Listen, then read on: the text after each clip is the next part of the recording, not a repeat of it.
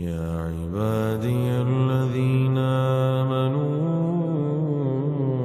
إن أرضي واسعة فإياي فاعبدون كل نفس ذائقة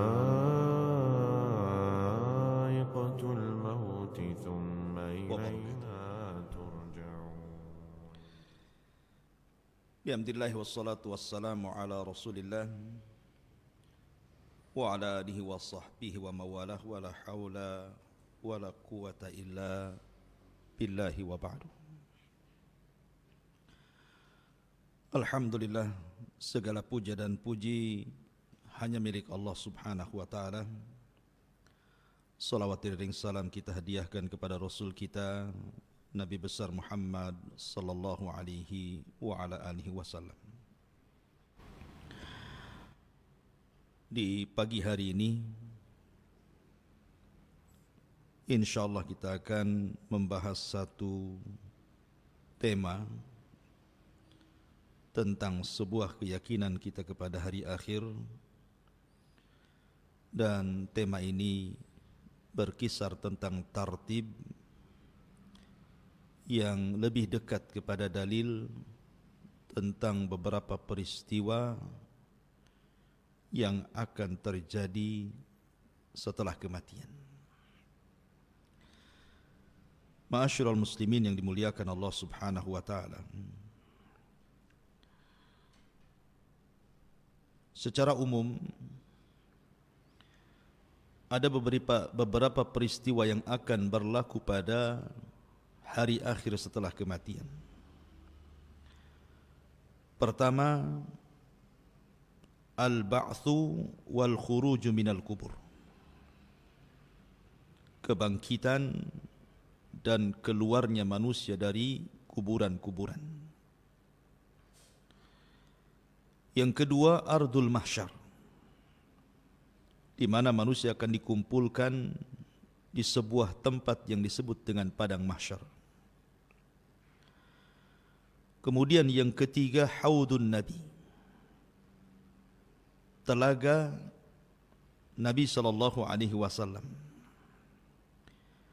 Kemudian yang keempat, syafaatun Nabi sallallahu alaihi wasallam, syafaat Nabi sallallahu alaihi wasallam.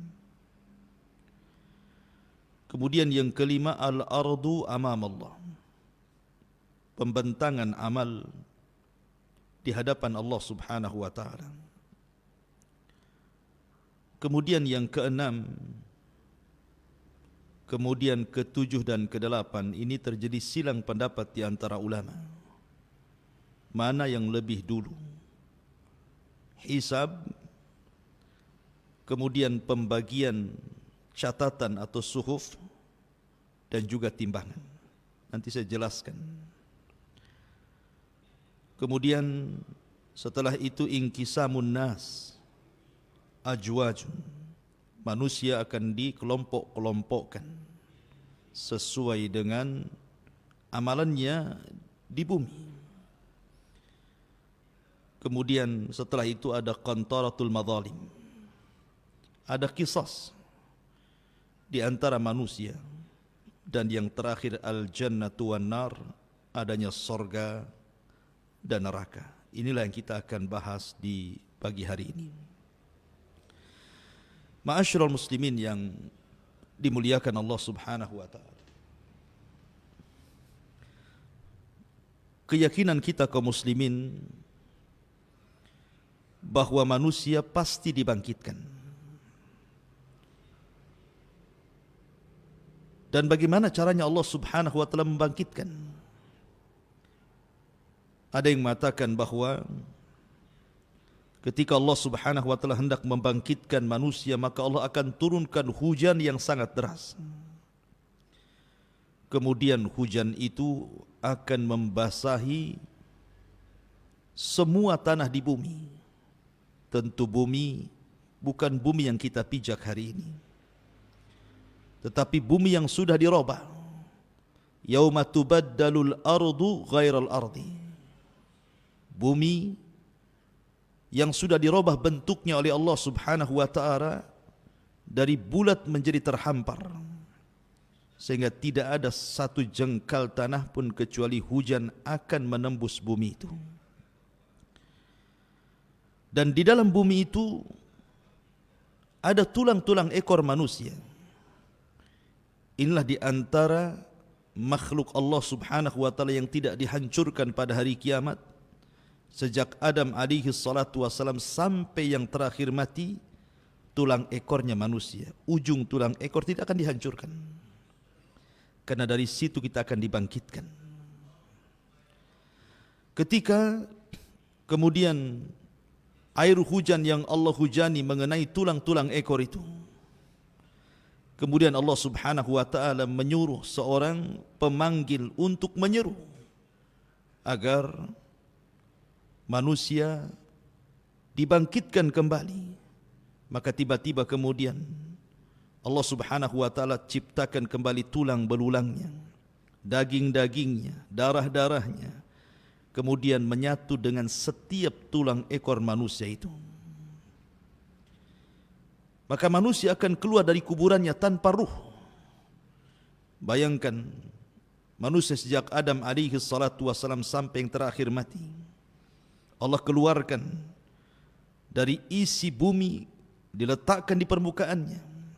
Sebagaimana Allah Subhanahu wa taala berfirman, wa alqat ma fiha wa takhallat, dan kami kosongkan perut bumi dari jasad-jasad manusia dan dilempar ke permukaan bumi. Dan Allah juga mengatakan wa akhrajatil ardu athqalaha, dan kami keluarkan beban-beban bumi ke permukaannya.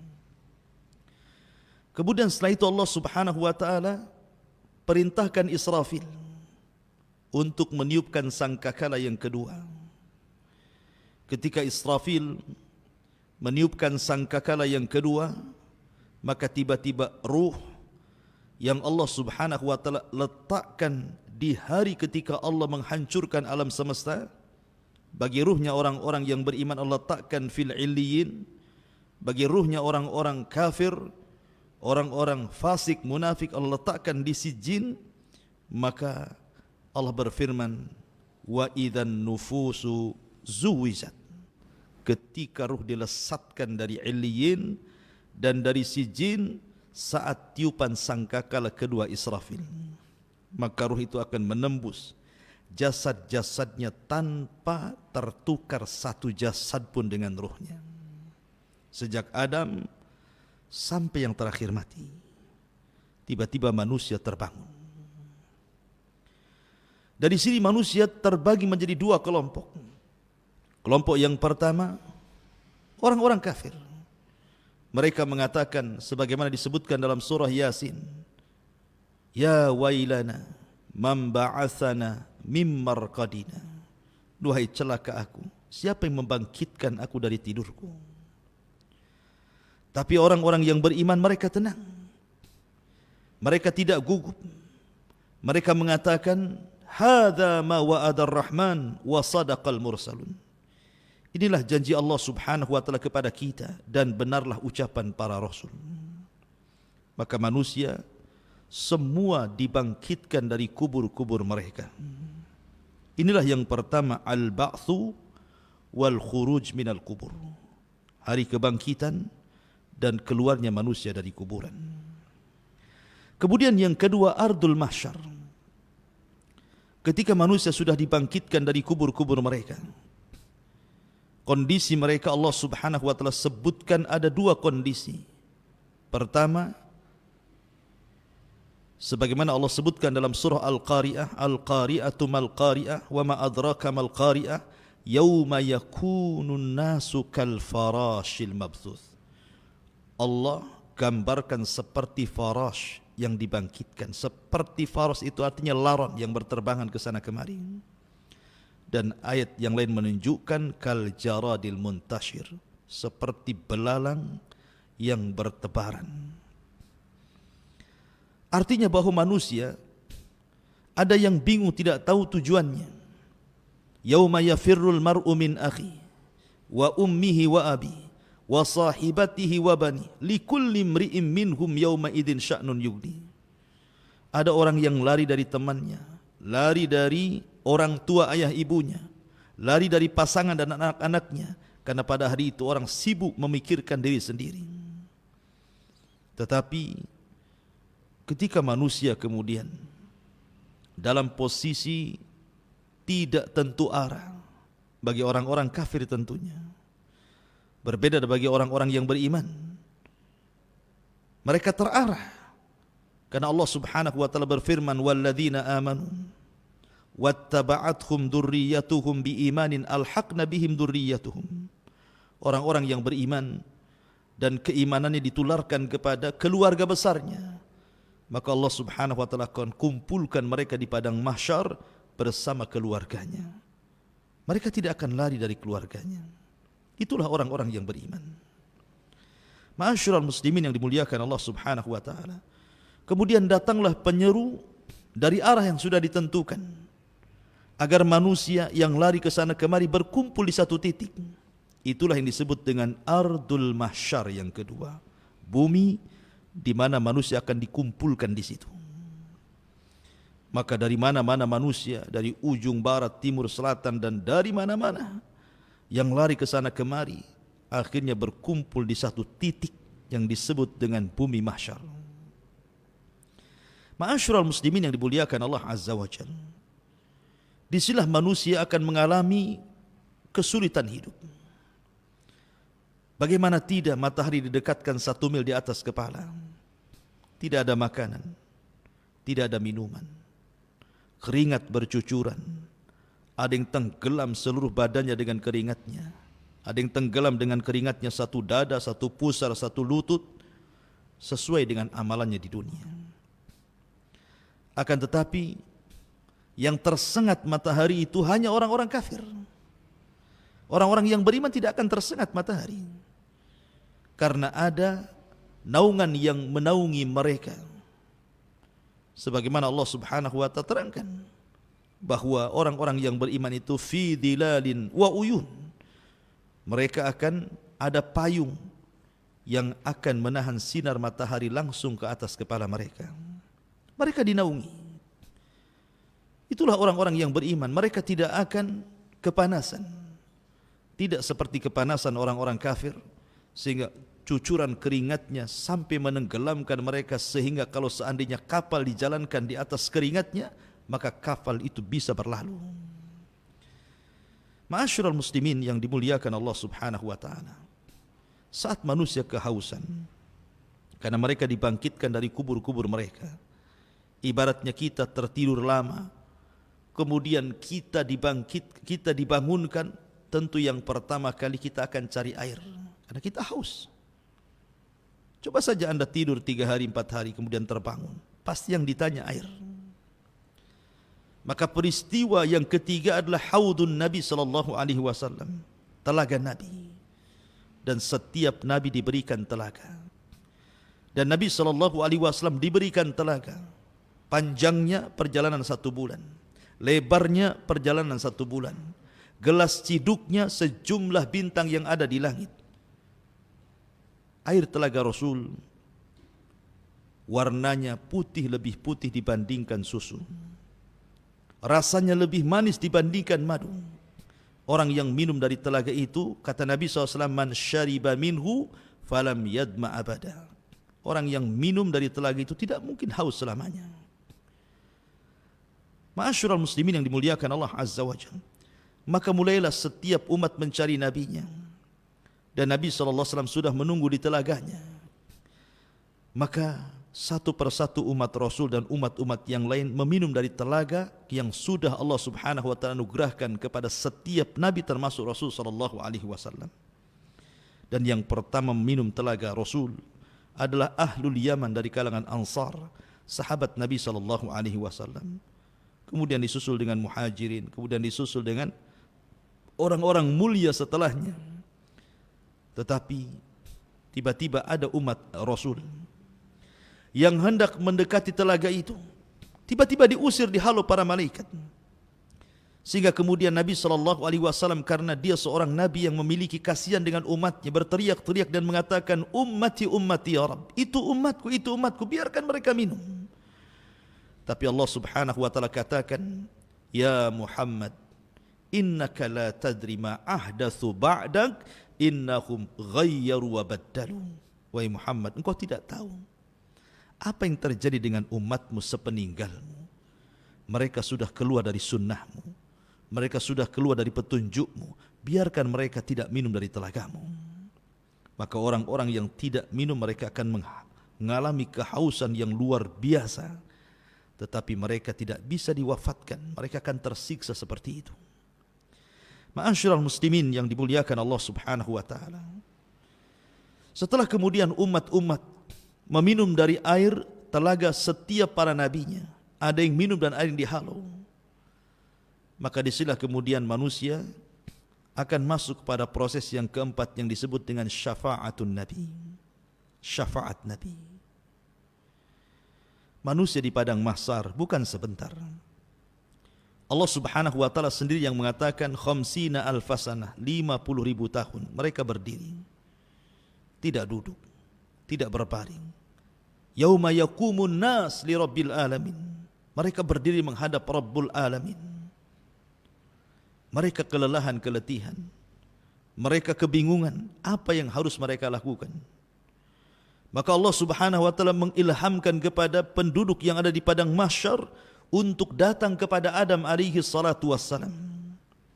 Berangkatlah manusia ini yang segitu banyaknya menuju bapak mereka, bapak kita semua, Adam alaihi salatu wassalam. Maka mereka mengatakan, "Ya Adam, anta abul bashar." Wahai Adam, bukankah engkau bapak bagi kami? Ishfa' lana ila rabbik. Ala tara ila ma nahnu fi. Mintalah syafaat kepada Rabbmu. Tidakkah kau iba melihat kondisi kami?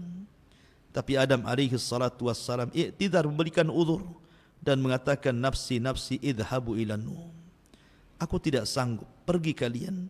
Cobalah kalian temui nabi, rasul dan ulul azmi yang pertama, Nuh alaihi salatu wassalam. Berangkatlah mereka ke Nuh. Rupanya jawaban Nuh sama dengan jawaban Adam. Tidak sanggup memberikan syafaat. Nuh alaihi salatu wassalam justru mengatakan, "Nafsi nafsi idhabu ila Ibrahim." Pergilah kalian, aku tidak bisa memberikan syafaat kepada kalian. Berangkatlah kepada Ibrahim, Nabi Allah Ibrahim, ulul azmi yang kedua dari kalangan para nabi dan rasul. Berangkatlah mereka kepada Ibrahim alaihi salatu wassalam. Tapi Ibrahim pun punya alasan, tidak bisa memberikan syafaat karena dia pernah berdusta 3 kali dusta. Sehingga Ibrahim tidak meminta uzur, kemudian mengarahkan manusia, "Datanglah kalian kepada ulul azmi yang ketiga." Siapa? Musa alaihi salatu wassalam. Musa pun memberikan uzur, tidak bisa memberikan syafaat karena dia pernah membunuh orang, dan Musa mengarahkan kepada ulul azmi yang keempat, Isa alaihi salatu wassalam. Tapi Isa pun tidak sanggup berikan syafaat, tapi tidak menyebutkan uzurnya. Tapi Isa mengarahkan kepada ulul azmi yang terakhir, Rasul kita Sayyidun awwalin wal akhirin, Sayyidul anbiya wal mursalin, Nabi besar Muhammad sallallahu alaihi wasallam. Berangkatlah semua manusia kepada Nabi sallallahu alaihi wasallam. Kemudian mereka mengatakan, "Ya Muhammad, anta khatamul anbiya wal mursalin." Bukankah engkau penutup para nabi dan rasul? Ishfa' lana ila rabbik. Mintalah syafaat kepada Rabbmu. Ala tara ila ma nahnu fi. Tidakkah kau iba melihat kondisi kami? Matahari didekatkan, keringat bercucuran, tidak ada makanan dan minuman. Mintalah keputusan kepada Rabbmu. Minta syafaat kepada dia. Maka Nabi SAW mengatakan, Analah, kan ku coba. Maka Nabi SAW diarahkan oleh Allah untuk sujud di bawah arasy-Nya dengan sujud yang panjang dan lama. Sampai akhirnya Allah mendatangi Rasul SAW dan mengatakan, "Irfa ra'saka ya Muhammad, sal tu'ta, qul tusma, ishfa tushaffa." Wahai Muhammad, angkat kepalamu, bicara kau didengar, minta kau diberi, minta syafaatlah kau diberikan syafaat. Maka Nabi SAW akhirnya memberikan syafaatul uzmah bagi semua manusia, semua umat, baik umat Rasul atau umat sebelumnya. Dan itulah syafaat khusus yang Allah berikan kepada Rasul sallallahu alaihi wasallam dan tidak diberikan kepada para nabi dan rasul sebelumnya. Baru setelah pemberian syafaat. Tentu syafaat itu ada dua syarat. Al-idhnu war-ridha. Izin dari Allah dan orang yang akan diberikan syafaat dapat ridha dari Allah Subhanahu wa taala. Dan manusia yang paling bahagia mendapatkan syafaat pada hari itu adalah orang yang senantiasa mengucapkan kalimat la ilaha illallah. As'adun nas bi syafaati yaumal qiyamah man qala la ilaha illallah. Manusia yang paling bahagia dengan syafaatku, kata Rasul, adalah orang yang istiqamah dengan kalimat la ilaha illallah. Tauhid, akidah, tidak menyekutukan Allah Subhanahu wa taala. Ma'asyiral muslimin yang dimuliakan Allah Azza wa Jalla. Baru setelah itu al-ardu amam Allah. Penampakan amal kita di hadapan Allah. Liyurau a'malahum. Faman ya'mal mithqala dzarratin khairan yarah. Wa man ya'mal mithqala dzarratin syarran yarah. Liyurau a'malahum. Allah akan memperlihatkan amalannya. Dan Allah Subhanahu wa taala akan memanggil satu persatu manusia dan akan mengajak bicara dengan mereka. Anda jangan bayangkan bagaimana Allah Subhanahu wa taala mengajak bicara satu persatu. Sementara manusia yang dibangkitkan sejak zaman Adam sampai yang terakhir itu jumlahnya entah berantah berapa. Yang jelas innallaha ala kulli syai'in qadir, la tas'al amman yaf'al wahum, la tas'al amma yaf'al wahum yus'alun. Allah itu atas segala sesuatu mampu. Jangan kau tanya perbuatan Allah. Allah lah yang bertanya perbuatan kalian. Allah mampu mengajak bicara satu persatu. Tetapi ada juga orang-orang yang ketika dibangkitkan tidak dilihat Allah, tidak diajak bicara Allah, tidak disucikan Allah Subhanahu wa taala, dan sudah disiapkan azab yang pedih, naudzubillah. Karena memang kondisi orang-orang yang dibangkitkan itu berbagai macam. Di padang mahsyar ketika manusia dibangkitkan, ada yang dibangkitkan itu ketika dibangkitkan badannya sebesar semut. Di tengah-tengah manusia yang sangat besar sehingga dia harus terseok-seok menghindari kaki yang akan menginjaknya. Siapa mereka? Al-mutakabbirun, orang yang sombong di dunia merasa besar, di akhirat Allah kecilkan. Ada orang-orang yang kemudian berjalan terbalik, kakinya di atas, kepalanya di bawah. Bagaimana caranya? Innallaha ala kulli syai'in qadir. Ada orang yang dibangkitkan buta. Sebagaimana Allah Subhanahu wa taala mengatakan, Rabbi lima hasyartani a'ma wa qad kuntu basira. Ya Rabb, kenapa kau bangkitkan aku buta sementara di dunia aku melihat? Orang buta, bayangkan, kesana kemari, macam mana dia akan melangkah? Ma'asyiral muslimin yang dimuliakan Allah Subhanahu wa taala. Dan macam-macam orang dibangkitkan itu. Tentunya disesuaikan dengan amalannya. Lah ketika Allah Subhanahu wa taala memanggil satu persatu mengajak dialog, disitulah Allah Subhanahu wa taala menampakkan amalannya. Dan hamba ini akan mengakuinya. Kalau dia kemudian tidak mengakuinya, akan datangkan saksi-saksi pada hari kiamat, sehingga dia tidak bisa mengelak dari amalannya. Dan saksi-saksi itu begitu banyak. Nabi Allah Subhanahu wa taala berfirman, yauma nakhtimu ala afwahihim wa tukallimuna aydihim wa tashhadu arjuluhum bima kanu ya'malun. Pada hari mulut terkunci, tangan bicara, kemudian kaki menjadi saksi. Bahkan kulit-kulit ini akan bersaksi kepada badannya, sehingga kemudian badan protes kepada kulit dan mengatakan, lima syahidtum alaina, hei kulit, kenapa kau jadi saksi untuk badanmu sendiri? Kata kulit, antakanallah, Allah yang buat aku bicara.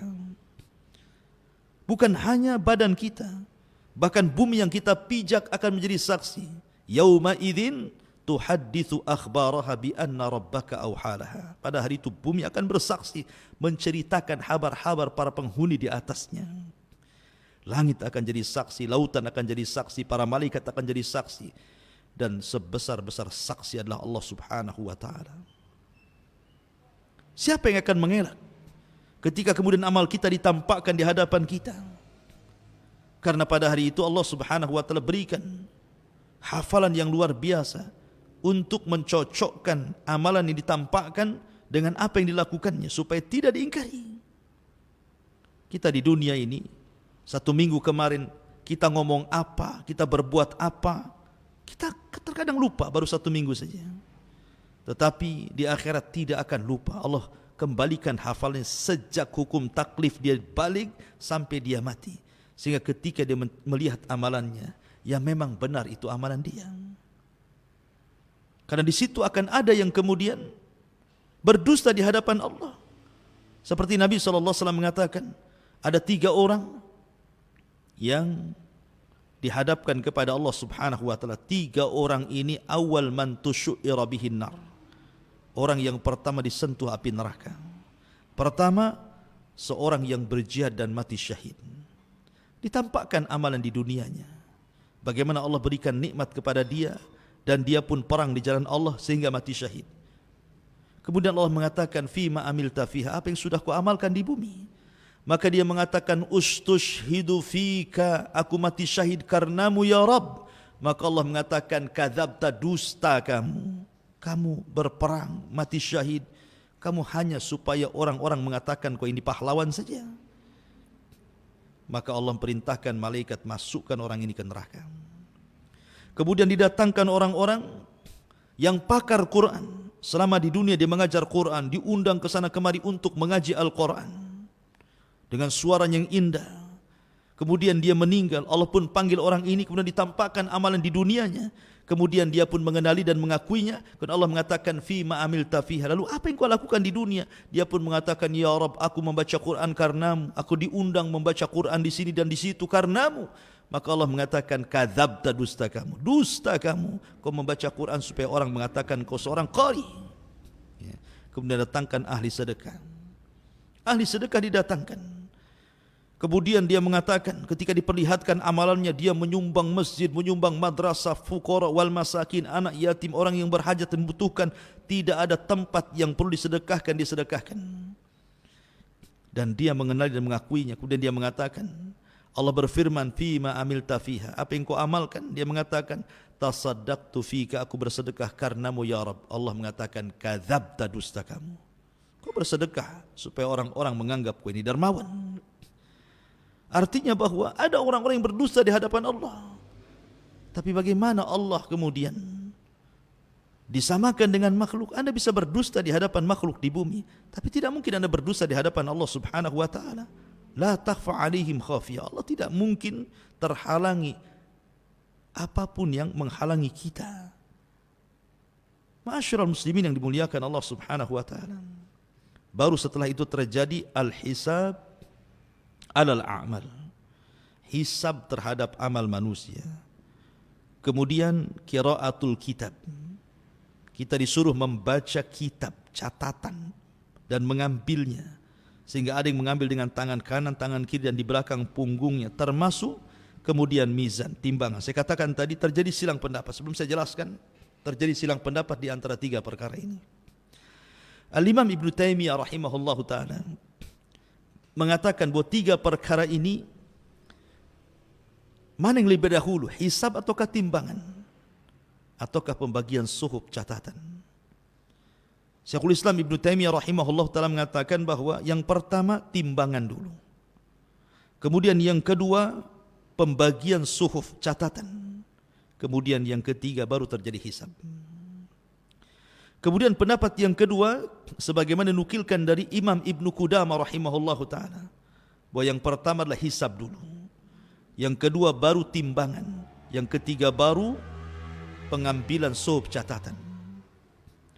Kemudian pendapat yang ketiga ini Imam Safarini mengatakan bahwa yang pertama pembagian suhuf dulu, baru kemudian hisab, baru kemudian timbangan. Wallahu a'lam. Saya cenderung kepada pendapat yang keempat. Dan ini pendapat Al-Imam Al-Baihaqi yang dikuatkan oleh Al-Hafidh Al-Hakami rahimahumullahul jami'. Mengatakan bahwa yang pertama hisab. Setelah hisab baru kemudian suhuf, pengambilan suhuf. Kemudian yang terakhir baru mizan, timbangan. Hisab, setelah dihisab, kemudian Allah Subhanahu wa taala akan menaburkan suhufnya, disuruh mengambil. Ada yang mengambil dengan tangan kanannya, dengan tangan kirinya, bahkan dengan tangan kiri di balik punggungnya. baru setelah itu adanya mizan. Dan ini berdasarkan sebuah hadis Nabi SAW, di mana hadis ini disebutkan oleh sahabat Abdullah ibn Umar radhiyallahu an. Aku mendengar Nabi SAW bersabda, ketika Allah Subhanahu wa taala mendekatkan seorang hamba pada hari kiamat, kemudian dia mengakui dosa-dosanya, sehingga idza ra'a annahu qad halak, ketika dia melihat bahwa dia akan hancur, maka Allah Subhanahu wa taala mengatakan, inni satartuha 'alaika fid dunya wa ana aghfiru halaka al-yauma. Ketika engkau di dunia, aku tutup aibmu, maka pada hari ini aku ampuni dosamu. Jadi ada seorang hamba kemudian dihadapkan ke hadapan Allah Subhanahu wa taala. Kemudian Allah bertanya soal nikmat yang Allah anugerahkan selama di dunia. Bukankah aku sudah memberi ini dan itu? Iya, betul. Bukankah aku sudah memberi ini dan itu? Iya, betul. Kenapa kau begini dan begitu? Kenapa engkau begini dan begitu? Terus diberikan pertanyaan oleh Allah Subhanahu wa taala, sehingga ketika dia merasa bahwa dia tidak pantas lagi masuk surga, terlampau banyak keburukan yang dia lakukan, tiba-tiba Allah mengatakan, inni satartuha fid dunya, aibmu sudah kututupi di dunia. Ingat, kalau bukan karena Allah Subhanahu wa taala menutup aib kita, tidak ada manusia harganya di hadapan manusia yang lain. Manusia dihormati itu karena Allah tutupi aibnya. Kalau aib kita dibongkar oleh Allah, satu dunia manusia pasti menghinakan manusia. Maka beruntunglah, bersyukurlah Allah tutup aib kita sehingga banyak orang yang muliakan kita. Dan nikmat dari Allah Subhanahu wa taala. Siapapun dia. Makanya Imam Ahmad ibn Hanbal rahimahullahu taala ketika dia ke pasar, tiba-tiba datang murid-muridnya dari mana-mana hendak menolong Imam Ahmad dan mengatakan, jangan, biar barang ini aku yang bawa. Kalian menghormatiku itu karena Allah menutup aibku. Seandainya Allah buka aibku, kalian letakkan pasir di atas kepalaku. Ma'asyiral muslimin yang dimuliakan Allah Subhanahu wa taala. Kembali bahwa Al-Hafidh Al-Hakami dan juga Al-Imam Baihaqi berdasarkan zahir hadis ini, ketika Allah Subhanahu wa taala katakan, aku tutupi aibmu di dunia, sekarang ku ampuni dosamu. Kemudian Rasulullah SAW melanjutkan, thumma yu'ta atau thumma yu'ta kitabu hasanatihi biyamini. Kemudian diberikan padanya catatan kitabnya dengan tangan kanannya. Adapun orang kafir dengan tangan kirinya.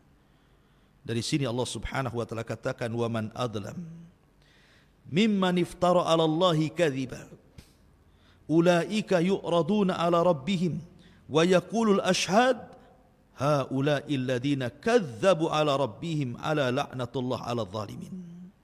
Dan siapakah yang lebih zalim dari orang-orang yang mengada-adakan sebuah kebohongan terhadap Allah? Mereka itu akan dihadapkan kepada Allah, dan para saksi akan berkata, orang-orang inilah yang telah berbohong terhadap Tuhan mereka. Ingatlah laknat Allah ditimpakan kepada orang-orang zalim. Dari zahir hadis ini, maka sangat cocok dengan pendapat Al-Imam Al-Baihaqi yang dikuatkan Al-Hafidh Al-Hakami, bahwa proses antara hisab, mizan dan suhub itu diawali dengan hisab dulu, baru pembagian catatan, baru kemudian terjadi mizan. Bicara tentang hisab, ma'asyiral muslimin yang dimuliakan Allah Azza wa Jalla, ada orang-orang yang Allah Subhanahu wa taala berikan anugerah mereka tidak dihisab. Seperti ketika Nabi SAW bicara tentang 70.000 orang yang masuk surga tanpa hisab dan azab. Kemudian Nabi SAW menceritakan siapa mereka.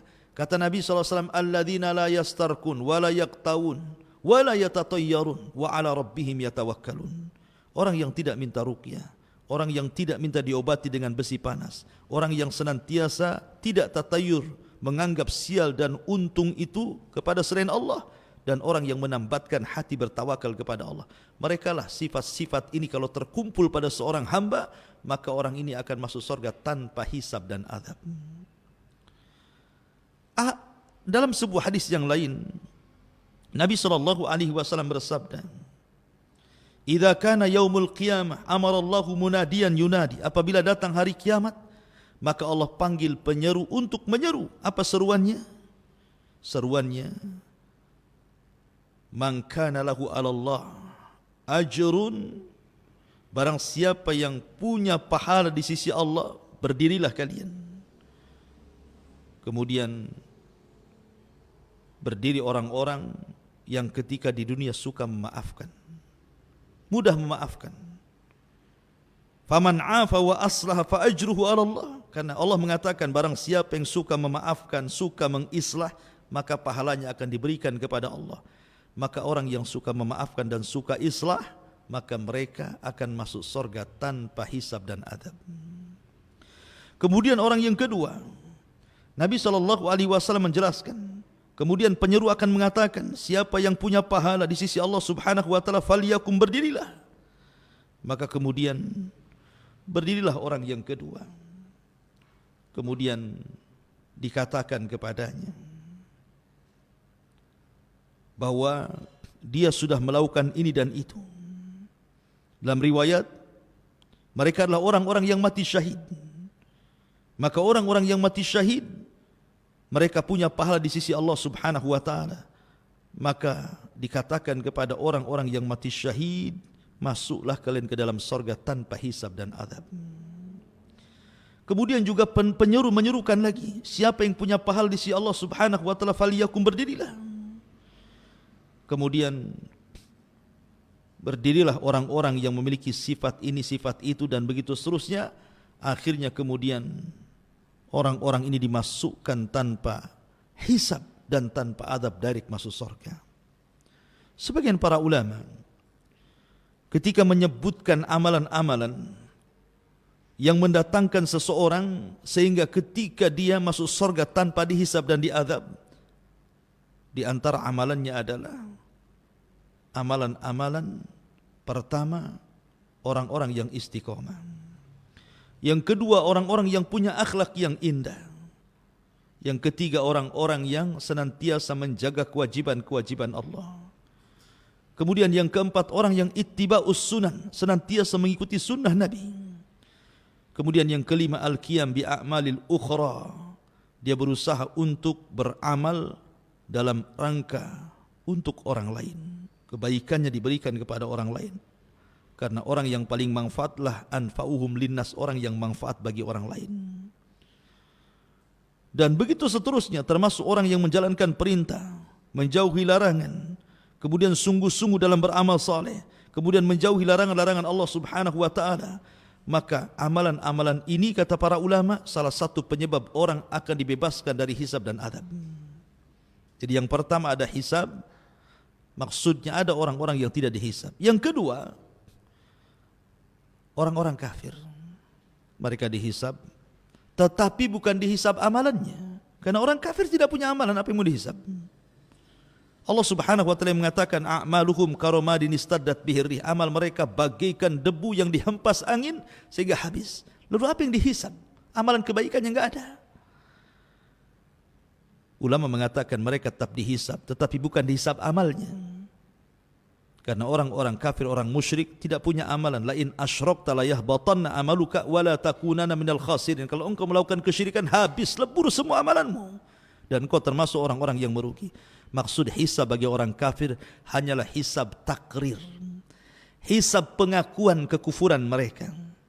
Bukankah kau sudah berzina ya? Bukankah kau sudah minum khamar ya? Bukankah kau sudah begini. Semua maksiat disebutkan dan dia mengiyahkan semuanya. Itulah hisabnya bagi orang-orang kafir, hisab takrir, formalitas, karena mereka tidak akan masuk surga. Ya. Kemudian bagi orang yang beriman, hisabnya dua. Ada hisaban yasira, memang mudah. Ada hisaban asira, hisab yang sulit. Apa bedanya hisab mudah dan hisab sulit? Kalau hisab itu mudah, ini disebut dengan hisabul ardi, di mana seseorang mukmin ketika dihadapkan kepada Allah, dia tidak dituntut menjawab pertanyaan. Dia hanya disuruh mendengarkan. Ketika Allah Subhanahu wa taala menyebutkan pahala dan dosanya di bumi, dia mendengarkan semuanya. Ya. Dia mengakui, tapi dia tidak dituntut untuk menjawab. Maka ini hisaban yasira, hisabnya mudah. Tapi yang kedua dituntut menjawab. Bukankah aku sudah begini dan begitu? Kemudian dia menjawab. Bukankah aku sudah begini dan begitu? Kemudian dia menjawab.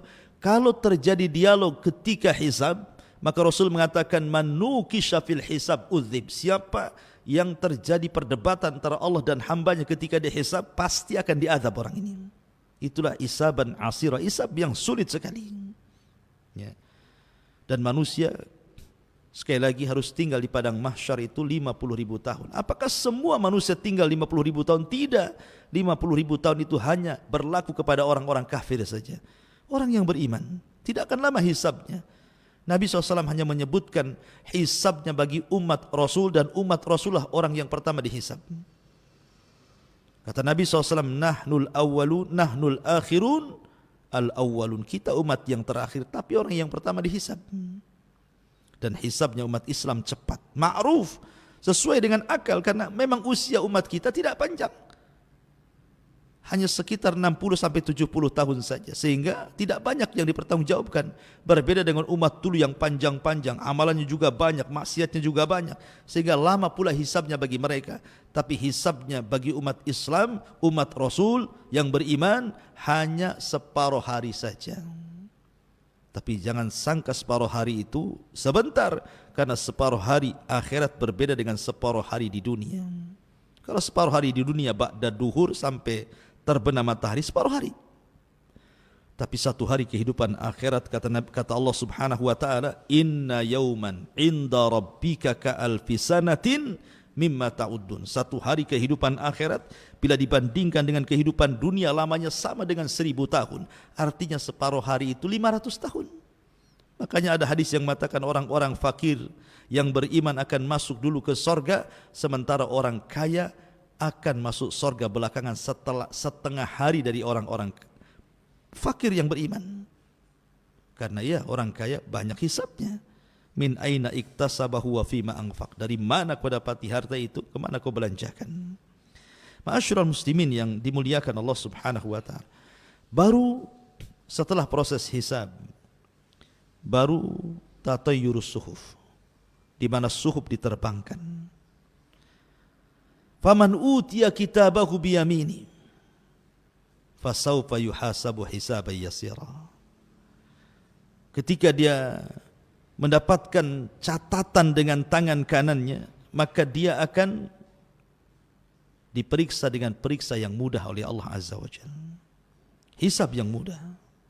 Tapi fa'amman utiya wara'a dhahri, dalam ayat yang lain utiya bishimali, barang siapa yang mengambil catatannya dengan tangan kiri atau di belakang punggungnya, celakalah dua kelompok ini.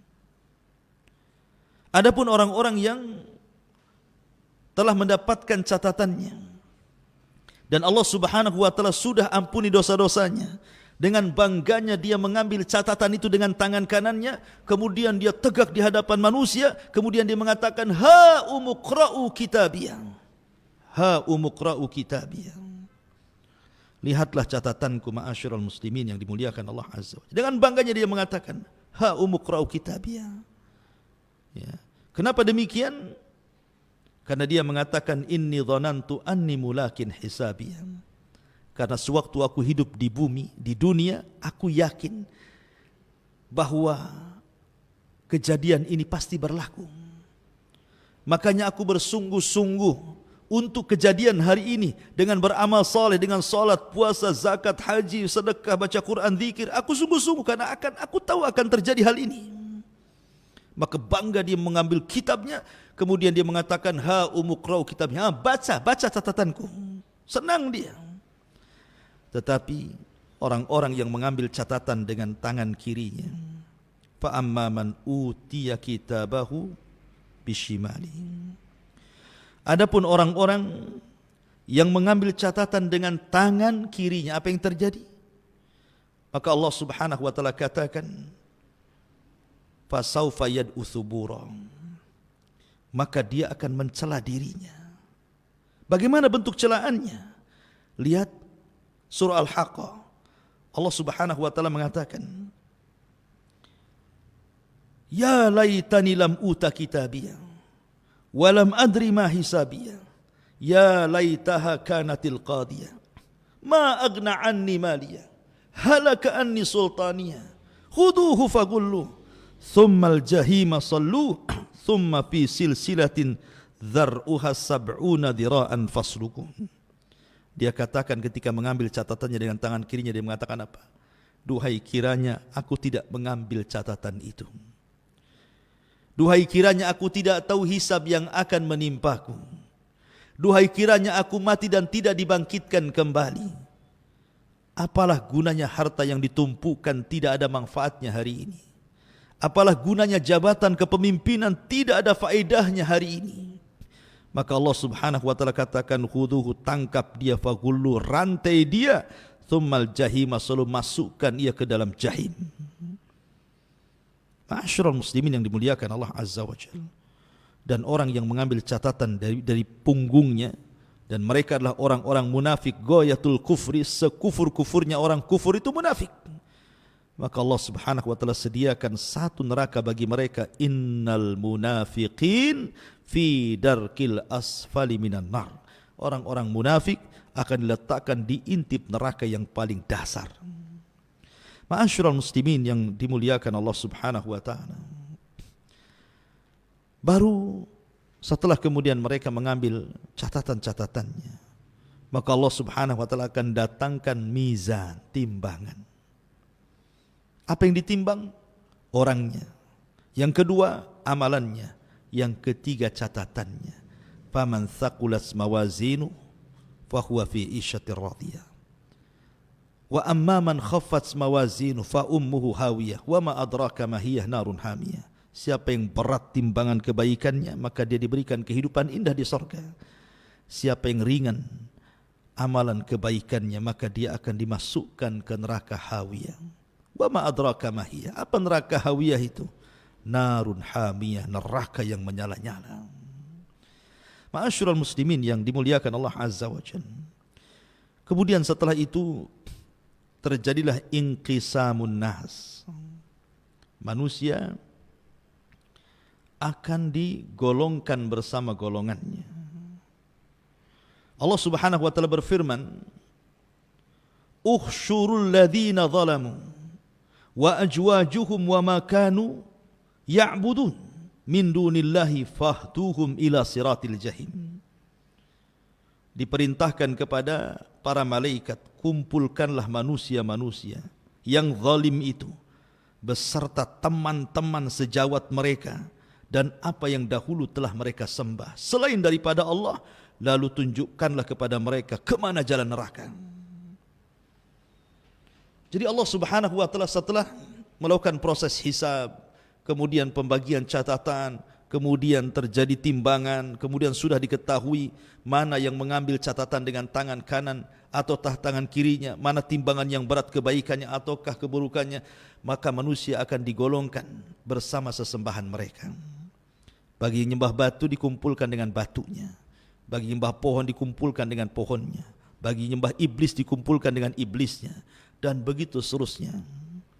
Kemudian Allah mengatakan fahduhum ila siratil jahim. Kasih tahu alamat ke neraka. Kasih tahu orang-orang ini ke alamat ke neraka. Maka Allah katakan wasiqal ladzina kafaru ila jahannam zumara. Maka Allah akan kiring orang-orang kafir untuk dimasukkan ke neraka jahannam. Nauzubillah. Ketika orang-orang kafir sudah masuk neraka, ya, ma'asyiral muslimin yang dimuliakan Allah Azza wa Jalla, yang sebelumnya tentu terjadi kisos dulu. Sebelum mereka dimasukkan ke dalam neraka, di sini akan terjadi kisos. Kisos antara orang yang beriman dengan orang kafir. Boleh jadi ada orang beriman menipu orang kafir, atau sebaliknya orang kafir menipu orang yang beriman. Kisos bagi orang kafir yang menipu orang beriman untuk memberatkan siksa dia di akhirat. Kisos bagi orang yang beriman yang mendolimi orang kafir mengurangi pahalanya, sehingga boleh jadi dia tidak selamat atau selamat kalau masih sisa pahalanya. Dan itu terjadi sebelum mereka menyeberang titian siratal mustaqim. Ma'asyiral muslimin yang dimuliakan Allah Azza wa Jalla. Sampai Abdullah bin Abbas radhiyallahu anhuma mengatakan, bagaimana bentuk kisahnya? Kalau seandainya dia membunuh manusia, maka yang dibunuh akan datang kepada Allah, tangan kirinya membawa kepalanya, tangan kanannya menyeret orang yang membunuhnya, kemudian dia akan mengatakan, Ya Rabb, sal hadha lima qatalan. Ya Rabb, tanya orang ini kenapa dia sampai membunuhku. Bayi-bayi yang dibuang, bayi-bayi haram dari hasil perzinahan, yang dibuang di tong-tong sampah, disolokan, di kardus sehingga tidak tertolong kemudian mati, maka Allah mengatakan wal mau'udatu su'ilat bi ayyi dzambin qutilat. Bayi itu tidak berkepala, kepalanya dipegang tangan kirinya, tangan kanannya menyeret orang tuanya dan mengatakan ya Rabb sal hadza lima qatalani. Ya Rabb, tanya ibuku kenapa dia membunuhku, kenapa dia sampai tega membunuhku. Wal mau'udatu su'ilat bi ayyi dzambin qutilat. Bayi-bayi itu akan bicara atas dosa apakah aku bunuh, katanya. Ya, terjadi kisah di sini. Ya. Baru setelah itu manusia digolongkan menjadi 3 kelompok: mukmin, kafir, munafik. Yang kafir direct masuk neraka, tidak sempat meniti titian siratal mustaqim. Sehingga manusia cuma 2 kelompok saja, mukmin dan munafik. Disitulah Allah Subhanahu wa ta'ala membagi-bagikan cahaya kepada setiap orang-orang yang beriman. Cahaya ini disesuaikan dengan amalannya. Ada yang besar, ada yang setengah besar, ada yang kecil, ada yang redup gitu ya. Dan ini modal kita untuk meniti titian siratal mustaqim. Maka ada yang melesat seperti kilat, ada yang melesat seperti kuda balap, ada yang melesat seperti orang menunggang unta, ada yang melesat seperti orang pelari, ada yang kemudian harus jatuh kemudian bangkit. Ada yang terkena kalalib. Kalalib adalah rantai yang berduri yang menghantam ke sana kemari. Terkadang terhantam harus masuk ke jahanam, terkadang dia selamat tetapi sudah habis badannya, tetapi semua karena rahmat dari Allah Subhanahu wa taala. Tetapi orang-orang munafik, ma'asyiral muslimin yang dimuliakan Allah Subhanahu wa taala, Allah mengatakan yauma taral mu'minina wal mu'minat yas'a nuruhum baina aydihim wa bi aymanihim bushra lakumul yaum jannatin tajri min tahtihal anhar khalidina fiha dzalika huwal fawzul azim. Pada hari engkau akan melihat orang-orang yang beriman laki-laki dan perempuan, betapa cahaya mereka bersinar di depan, di samping kanan mereka. Pada hari ini ada berita gembira untukmu. Apa itu? Kalian berhak mendapatkan sorga-sorga yang mengalir di bawahnya sungai-sungai. Mereka kekal di dalamnya. Demikian itulah kemenangan orang-orang yang agung. Orang yang beriman akan selamat meniti titian siratal mustaqim. Tapi lihat bagaimana orang munafik. Allah gambarkan, yauma yaqulul munafiquna wal munafiqat lilladzina amanu dzuruna naqtabis min nurikum qila rji'u wara'akum faltamisu nuran faduriba bainahum bisurin lahu bab batinuhu fihi rahmah wa zahiruhu min kibalihil azab. Pada hari orang-orang munafik laki-laki dan perempuan berkata kepada orang-orang yang beriman, tunggulah kami, kami ingin mengambil cahaya kalian. Tetapi orang-orang yang beriman mengatakan, kembalilah kalian ke belakang kalian, carilah cahaya sendiri untuk kalian. Lalu di antara mereka dipasangkan dinding pemisah yang berpintu, di sebelah dalamnya adalah rahmat dan di luarnya azab Allah Subhanahu wa taala. Orang-orang munafik hendak menipu ketika berjalan di titian siratal mustaqim. Ya, mereka bisa menipu Allah dan orang yang beriman ketika di dunia, tapi di akhirat mereka tidak bisa menipu Allah dan orang-orang yang beriman. Ma'asyiral muslimin yang dimuliakan Allah Azza wa Jalla. Baru setelah manusia meniti titian siratal mustaqim, sampailah mereka di kontorah. Rupanya di sini ada kisos lagi, tetapi kisos di antara orang-orang yang beriman. Inilah yang disabdakan Nabi SAW tentang hadis muflis. Tahukah kamu siapa yang bangkrut, kata Rasul? Sahabat mengatakan, orang yang gulung tikar usahanya, orang yang tidak punya dinar, tidak punya dirham, itulah bangkrut. Kata Rasul, bukan itu. Tetapi orang yang bangkrut, man ata yaumal qiyamah bi salatin wa sadaqatin wa siyamin wa hajjin wa ibadatin.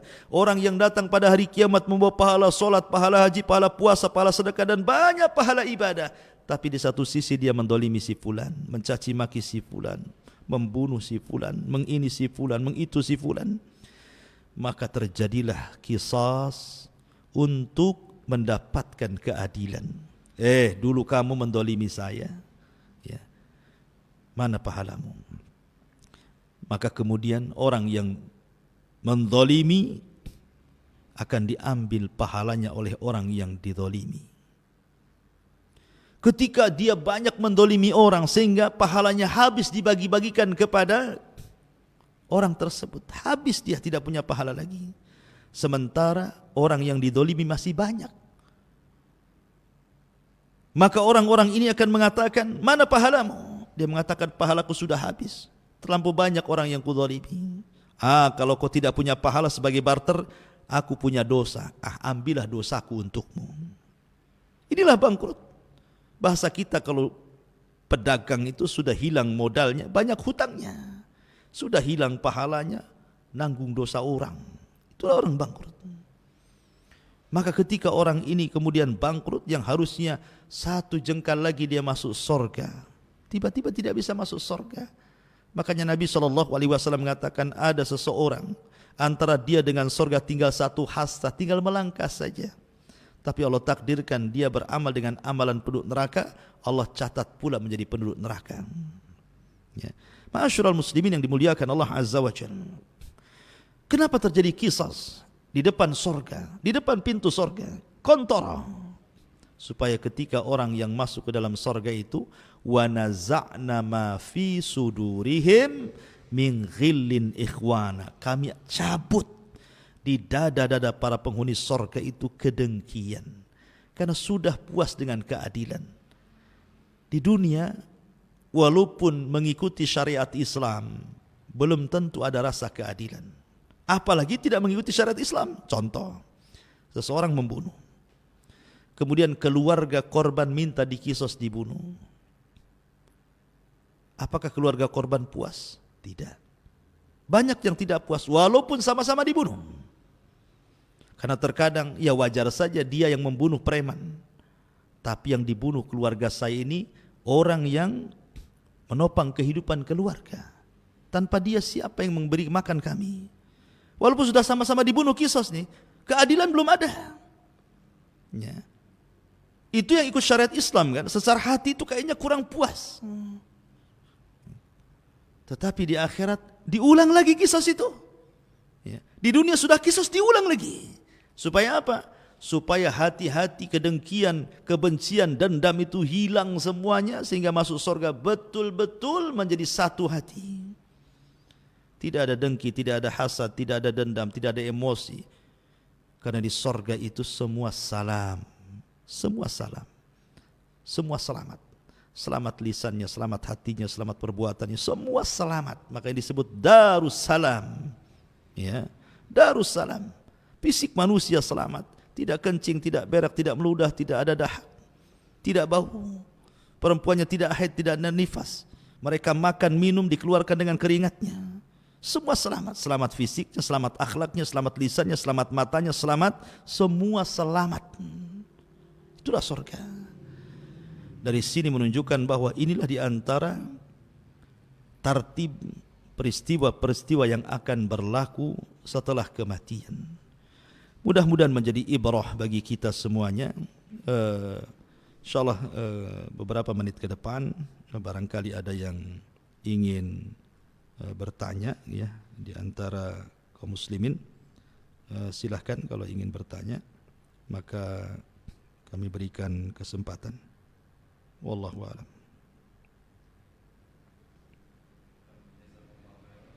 Atas penjelasannya Ustaz. Ada pertanyaan dari akun YouTube Fadli Hadi, saudara Fadli Hadi.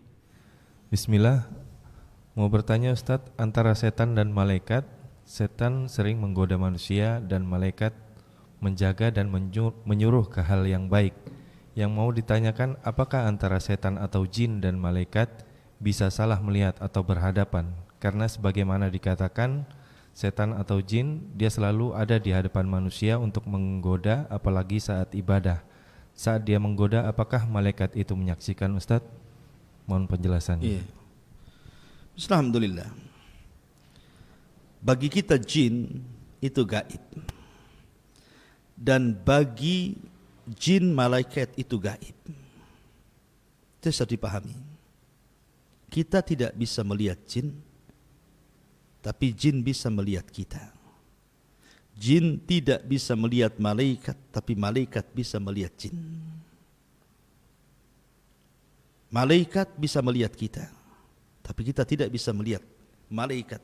Artinya jin dan malaikat itu bagi manusia gaib.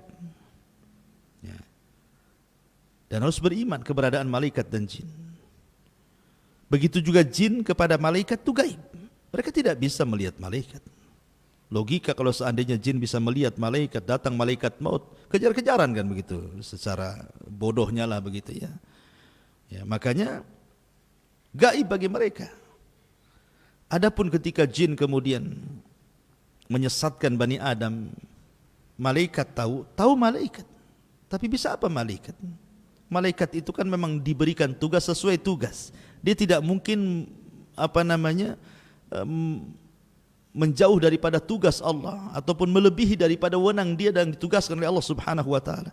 Ketika Allah menugaskan kepada manusia, kepada malaikat untuk membisikkan kebaikan, itu saja tugasnya.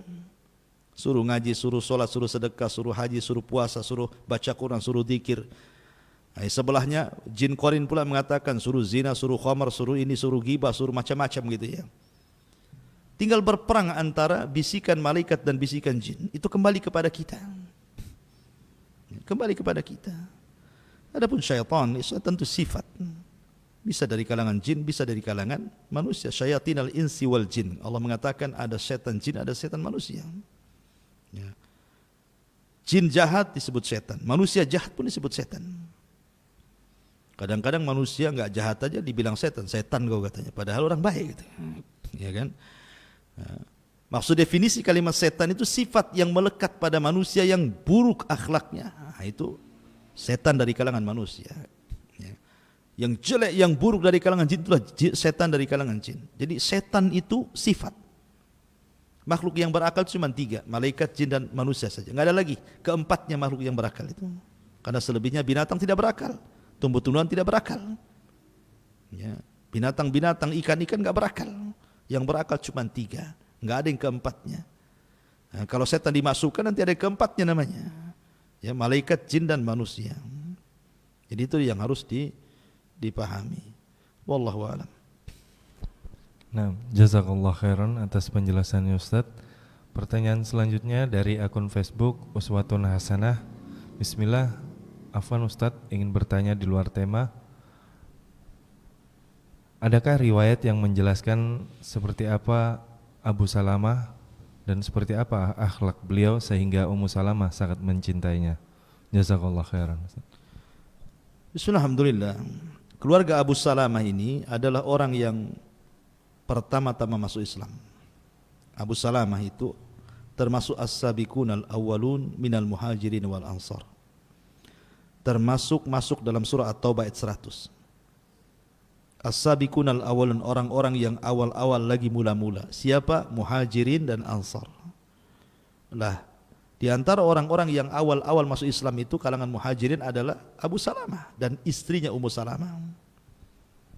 Dan dua-duanya mengikuti hijrah 2 kali. Pertama ke Ethiopia Habasyah dan yang kedua ke Madinah. Dan akhlak Abu Salamah luar biasa. Nabi SAW selalu memuji Abu Salamah. Adapun tentang detailnya, kenapa kemudian Ummu Salamah sangat mencintai Abu Salamah, wallahu alam. Ya, dalam sejarah tidak banyak dikisahkan. Tapi yang jelas bahwa Ummu Salamah tidak mungkin mencintai sebesar cintanya kepada Abu Salamah kalau Abu Salamah bukan orang baik. Baik secara agama, baik secara akhlak, baik semuanya. Sebagaimana Rasul mengatakan khairukum li ahli wa ana khairun li ahli. Sebaik-baik kalian untuk keluarga kalian.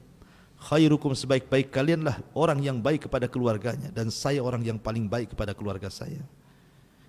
Tentu Abu Salamah bagi Ummu Salamah terbaik. Tapi sayang Allah Subhanahu wa taala takdirkan Abu Salamah meninggal dunia.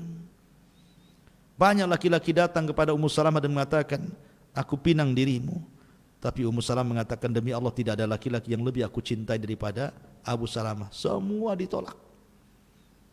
Nabi SAW ketika kematian Abu Salamah datang kepada Ummu Salamah, ya Ummu Salamah, bacalah doa, Allahumma jurni fi musibati, ya Allah berikan pahala akan musibah yang menimpaku.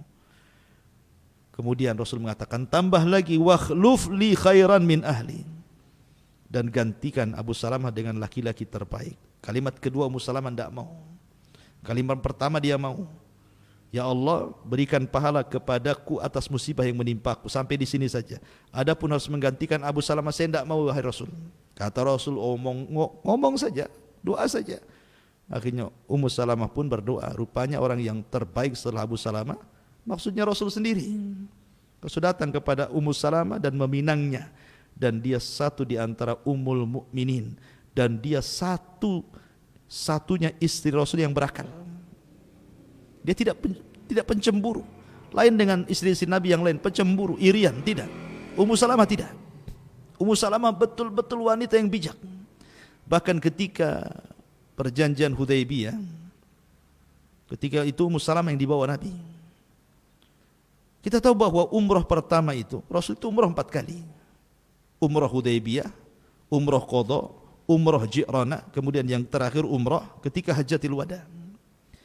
Umrah pertama Hudaybiyah enggak jadi. Kenapa? Dihadang orang-orang musyrik. Sehingga akhirnya mau perang, terjadilah perjanjian Hudaybiyah.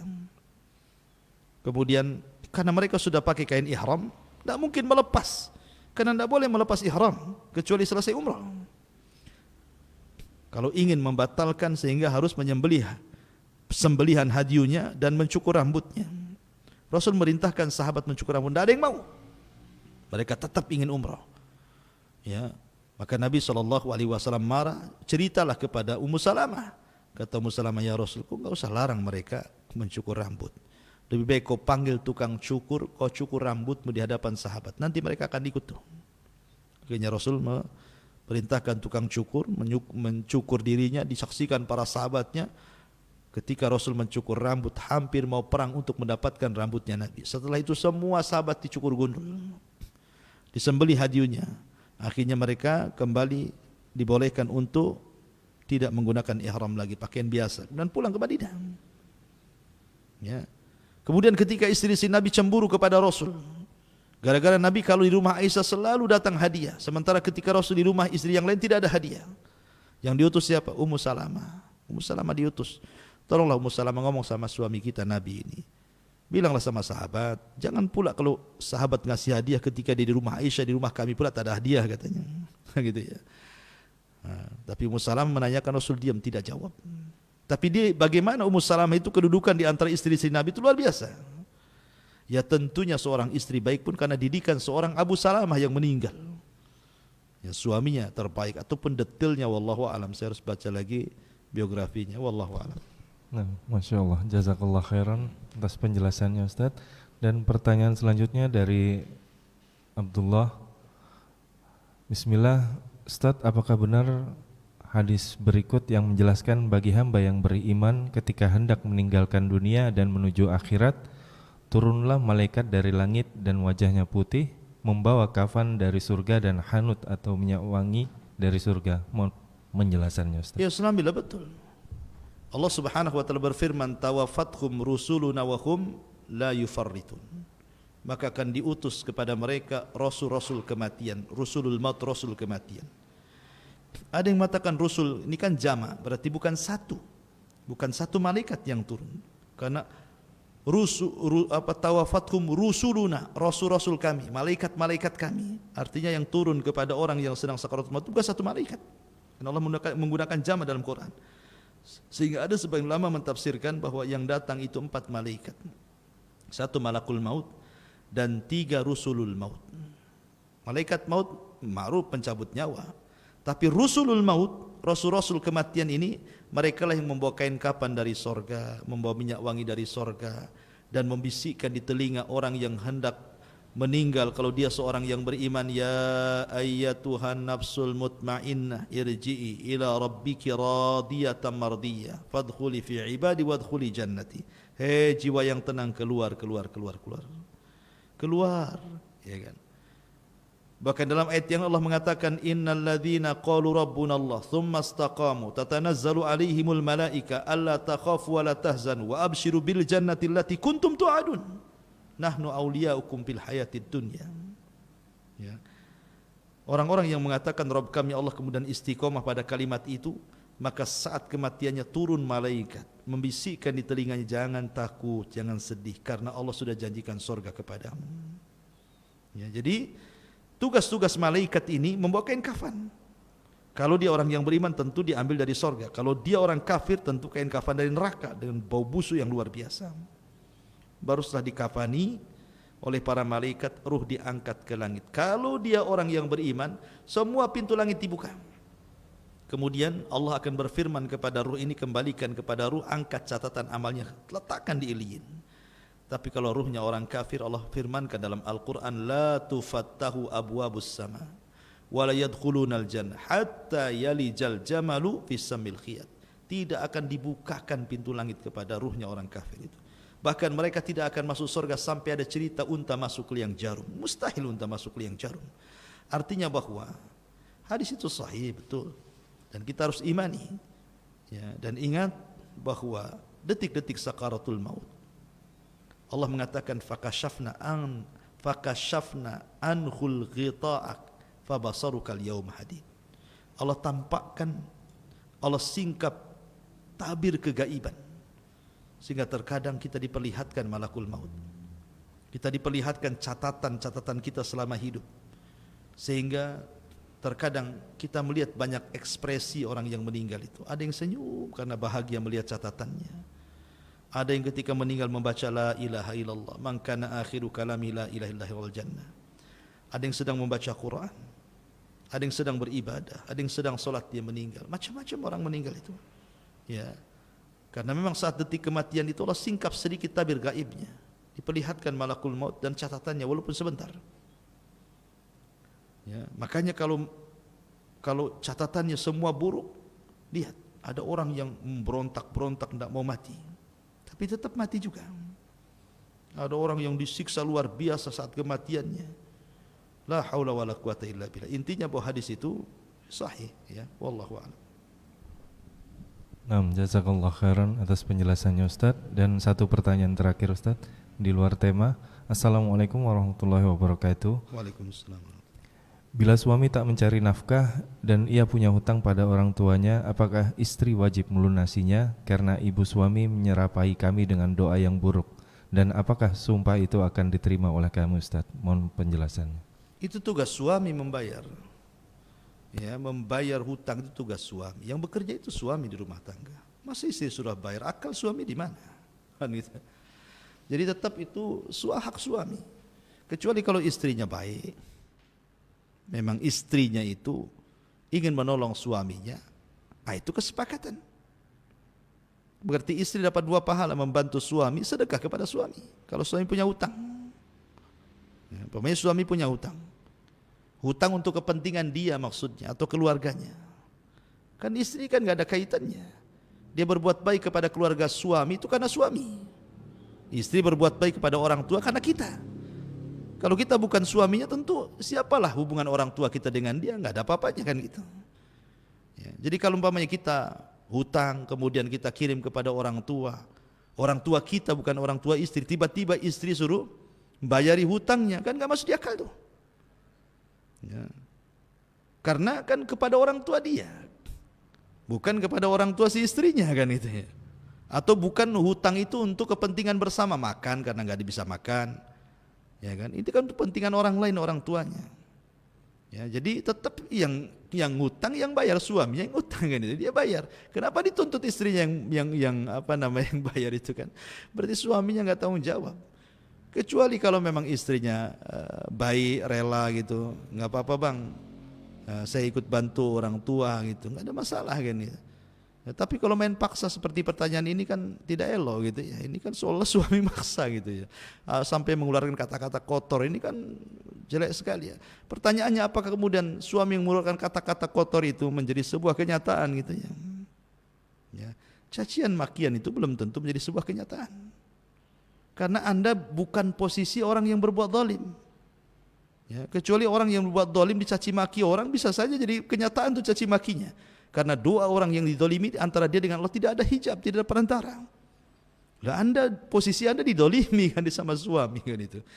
Ya, justru kalau Anda berdoa keburukan, bisa jadi Anda yang akan diterima doanya dibandingkan orang yang berbuat dolim. Ya, jadi nasihati suaminya jangan begitu. Ya, jangan suka mendoa-doakan keburukan dalam keluarga. Wallahu a'lam.